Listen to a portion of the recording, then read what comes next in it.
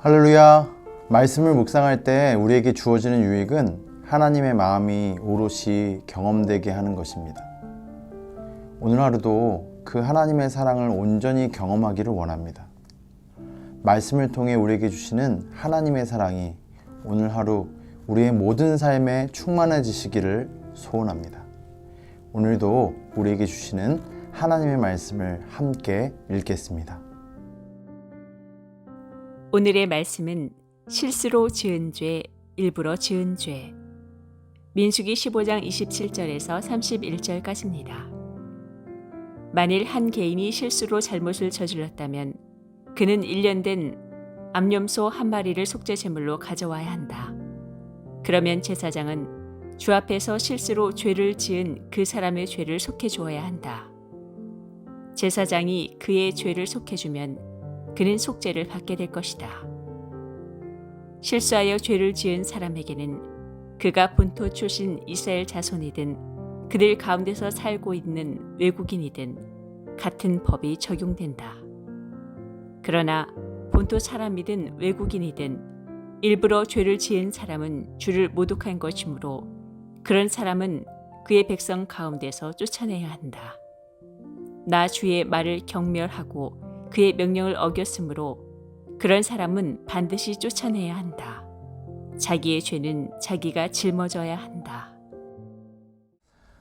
하나님께서는 실수로 범한 개인의 범죄에 대해서도 그가 용서받을 수 있는 길을 열어주셨습니다. 이것은 인간의 연약함을 미리 아시고 하나님께서 정하신 법입니다. 하나님은 결코 우리의 입장을 모르시는 분이 아니시라는 것이죠. 우리의 연약함을 아시고 우리가 죄를 범하였을 때 그 죄를 용서받을 수 있는 길을 열어주신 사랑의 하나님이시라는 것입니다.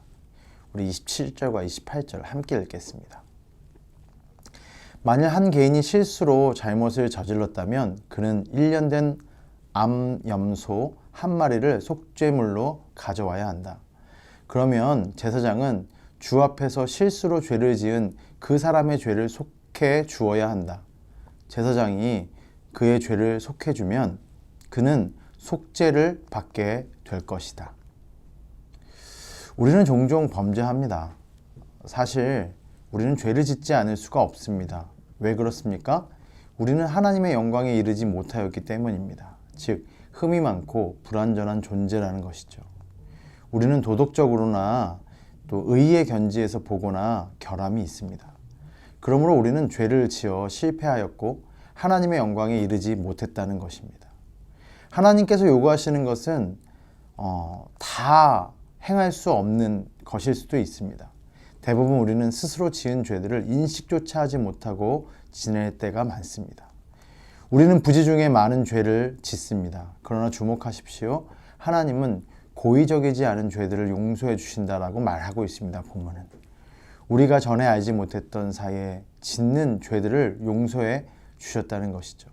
만일 예수 그리스도의 희생 제사를 통하여 그분께 나아가 죄를 고백하고 돌이켜 새로이 헌신하게 된다면 하나님께서는 모든 것을 용서해 주신다라고 말씀하고 있습니다. 이것이 성경이 강력하게 선언하는 내용입니다. 하나님은 고의적인 죄, 즉 하나님께 주제넘게 행한 것이나 하나님은 심판하지 아니하실 것이다 라고 생각하는 자들의 죄를 다루는 율법을 주셨습니다. 이 율법은 모든 세대의 모든 사람에게 심각한 경고를 바라고 있습니다.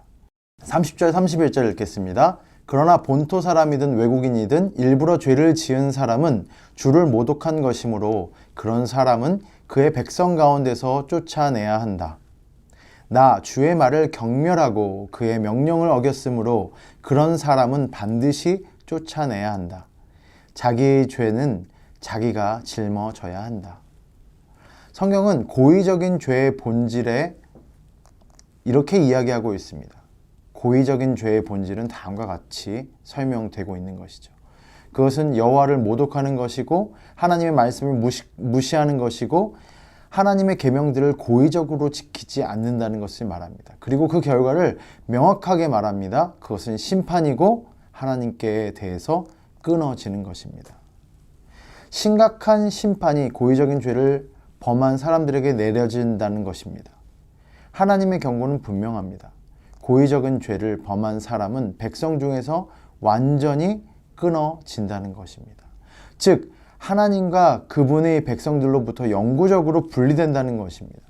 그 사람은 영구히 하나님의 존전으로부터 격리된다는 것입니다. 주제넘는 이 죄인의 고의적인 하나님과 관련을 맺기를 거부한다는 것이죠. 그러므로 하나님은 그가 원하는 대로 해 주실 것입니다. 그는 영원토록 하나님과 아무런 관련도 맺지 못하게 될 것입니다. 여러분, 이것만큼 큰 재앙은 없습니다. 우리는 하나님으로부터 지음받은 존재이기 때문에 하나님과 끊어진다는 것은 우리의 모든 삶의 완전한 무너짐과 완전한 멸망을 선언하는 것입니다. 죄인은 스스로 자신을 하나님으로부터 영원히 단절시키는 것입니다. 그러므로 여러분, 죄의 겉 모양은 작은 것이라도 담지 말아야 한다는 것입니다. 하나님께서는 이스라엘 백성들에게 고의로 죄를 범하는 것은 하나님을 회방하는 것이고 당신의 말씀을 멸시하고 그 명령을 파기하는 것이라고 말씀하고 계신 것입니다. 즉, 의지적으로 하나님의 말씀을 거절하고 자기 뜻대로 행동하는 것은 하나님께 대한 배반 행동이고 도전 행위라는 것입니다. 우리가 우리의 의지를 하나님의 말씀의 권위 아래 굴복시키지 않을 때 그것은 곧 하나님을 향한 배반이고 도전의 행위가 되는 것입니다. 따라서 우리는 하나님의 말씀 앞에서 나의 생각과 나의 뜻을 주장해서는 안 됩니다. 오직 하나님의 말씀에 대해 절대적인 순종과 하나님의 뜻이 온전히 이루어지기만을 구해야 하는 것입니다. 그럴 때 우리는 하나님의 백성으로서 하나님께서 내려주시는 모든 은혜와 축복 가운데 살아갈 수 있을 것입니다. 오늘 주신 하나님 말씀 다시 한번 나누어 보겠습니다. 우리의 죄된 마음 또 우리의 연약함 때문에 우리는 하나님 앞에 온전한 자가 되어질 수 없습니다. 우리가 하나님의 영광에 이르지 못했기 때문입니다. 그러나 하나님의 그 은혜와 사랑 앞에 나아가며 예수 그리스도의 그 피 묻은 십자가를 의지한다면 하나님께서는 우리의 모든 허물을 덮어주시고 용서해 주시는 사랑의 하나님이십니다. 하나님 앞에 죄를 짓는다는 것은 하나님을 도전하는 것이고 모욕하는 것이고 율법을 온전히 따르지 않는다는 것이며 불순종한다는 것입니다. 그것의 결과는 처절하게 하나님과 분리되어지는 것입니다. 이것보다 더 큰 재앙은 없습니다. 하나님을 신뢰하고 하나님 앞에 순종함으로 하나님과 함께하는 귀한 삶을 살아나가시는 저와 여러분 되시기를 주님의 이름으로 축원합니다. 이렇게 함께 기도하시겠습니다. 하나님, 우리의 죄로 말미암아 우리 모두는 하나님의 영광에 이르지 못하였습니다. 그러나 은혜의 하나님께서 우리를 향해 끊임없이 손을 내미시며 끊임없이 자비와 사랑으로 우리의 모든 죄악을 덮어주셨음을 믿습니다. 그 십자가 의지에서 정말로 죄된 존재이지만 나갑니다. 하나님, 우리의 모든 연약함을 사하여 주옵소서. 또한 하나님, 우리가 하나님을 향해서 도전하지 않게 하시고 우리가 하나님을 향해서 반목하지 않게 하시고 죄를 통해서 하나님과 끊어지는 비극을 경험하지 않게 인도하여 주셔서 매 순간순간 하나님 앞에 순종함으로 하나님 앞에 속한 자녀의 귀한 삶을 살아나갈 수 있는 은혜를 더하여 주옵소서. 예수님 이름으로 기도합니다. 아멘.